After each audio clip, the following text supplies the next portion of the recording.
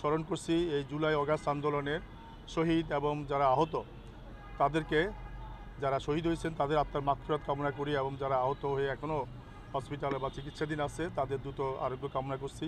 যাদের কল্যাণে আজকে এই বাংলাদেশের পরিবর্তন আজকে আমরা এই নতুনভাবে আবার শুরু করতে পেরেছি। তবে আমাদের রাজশাহী মেট্রোপলিটন পুলিশের জুলাই অগাস্ট আন্দোলনে অনেক ক্ষয়ক্ষতি হয়েছে। এখানে আমরা জানি আমাদের জনগণেরও আমাদের অনেক ক্ষতিগ্রস্ত হয়েছে। আমরা সেগুলো রিকভারি করে আমরা আজকে আবার নতুন করে শুরু করছি। আমরা এখন রাজশাহী মেট্রোপলিটন পুলিশ পুনঃ উদ্যমে কাজ শুরু করছে। এখনও আমাদের কিছু সীমাবদ্ধতা আছে, আমরা আশা করি সেই সীমাবদ্ধতা আমরা